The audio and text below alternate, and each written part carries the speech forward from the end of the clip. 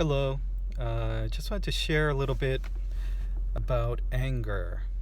Um, some people have said to me on a lot of occasions that it seems like I never get angry, and that's not true. Those close to me can attest to that.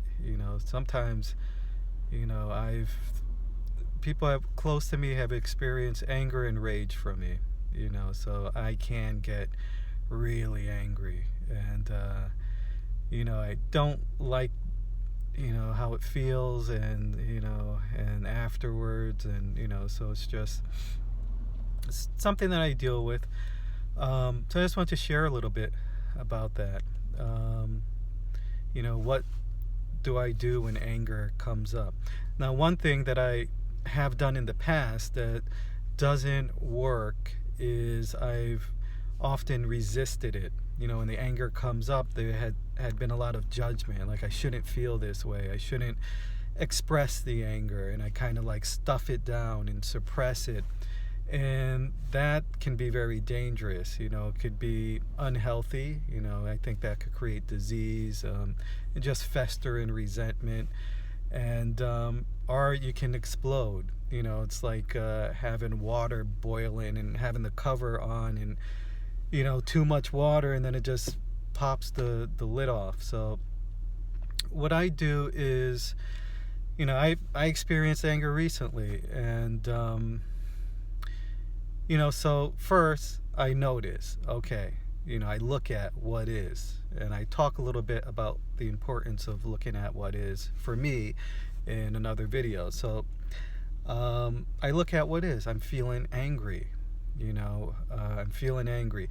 And a lot of times many times there's someone that I'm blaming. I'm angry if this person would only, or if that person, or I'm getting into a defensive mode. No, I didn't do that, or, just that chatter up here. So first I feel the anger, feel the emotion, I notice the thoughts, and I try to use some restraint, just not yell at someone. Maybe there's an occasion where you might have to, but one thing I find is helpful to vent, call a friend, someone who can be neutral and won't deepen the anger.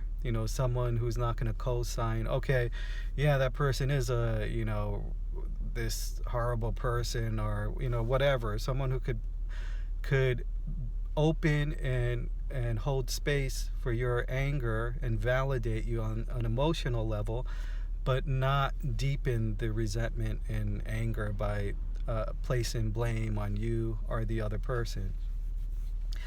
The other thing is, so I feel, for me, and this is what a lot of help from a teacher, is being able to feel what's going on in the body. Like recently I was in anger, and the chatter was going on, the defense, rationalizing whatever it is I did, and or what the other person is doing. So I noticed that chatter going on, and so then it tells me, okay, well, I need to bring the attention from the chatter to the body. What's going on in the body? And I simply just feel. What helps me is doing some a breathing exercise. So I take some deep breaths, and then kind of helps to slow things down and to come into the present moment. And then I feel what's going on in the body. I feel the anger, and in this case I can feel, so I allow myself to feel the emotion. And when I'm feeling the anger, I might ask myself, if there's like a feeling of a defense, is there a softer, more vulnerable emotion that the anger is masking? Maybe something that I'm afraid to feel. And in this case, and a lot of times with me, there's, the sense of maybe feeling not good enough, inadequate, feeling wrong. And that means that I'm wrong as a person. So I feel those softer, more vulnerable emotions. And and the where I'm feeling it in the body. So today I was taking the shower, and that whole process was going on, and the mind was continuing to chatter, continuing to try to work out the situation. And so when I can notice that the mind is trying to work out the situation, then I try to just, that's a pointer to bring it back to the body. And the body was like in full like defense mechanism. The way the body was feeling, it was like poised to go into fight or flight. Like it wanted to defend or it wanted to run away. So just simply put in attention onto the body. In this case, it felt like the whole body. So that in itself kind of calms that down. And then just being with that, not, being open to that, being with these sensations in the body, rather than when the mind is trying to work it out, is trying to get away from that. But the mind will never like work it out in my experience.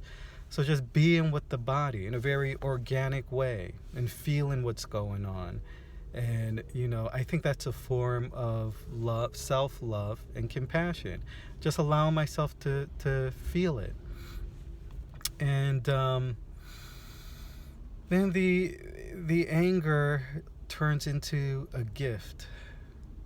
The emotion turns into a greater awakening. Then I'm able to explore something deeper within myself, and I believe become more human. Because what's the alternative? The alternative is what's going on in a large part of the world, and that's blaming the other person. You look at the media, social media, and what's going on out there is this person is this person is that. There's a lot of blame, there's a lot of attack, there's a lot of this going on, and I think it really creates self-violence and violence towards other. So just being able to be with our emotions, and remembering that when it's in my head, when the mind is defending or saying it's about this person, that's a sign, that's a pointer that, well, who is that person here right now? And the answer for me was no. I'm here. This is happening within me. It can't be worked out there. It cannot be worked out, by saying, well, this person is this, that, or the other, or attacking this person. So it's going on here. So it's like we all have this inner world. And if we can put attention on that inner world, like, I put it this way, all these inner worlds create this world that we live in. And so if we could put our attention on our responsibility, put in focus on our inner world, then we can influence all the other inner worlds. Because then I don't have to go and attack this person. I don't have to blame. I don't have to keep that energy going between me and another person. And I think that creates more of a sense of harmony and peace. So, and for me, that's my intention. And anyway, thanks. This went on kind of long, but thanks for watching, and peace and blessings.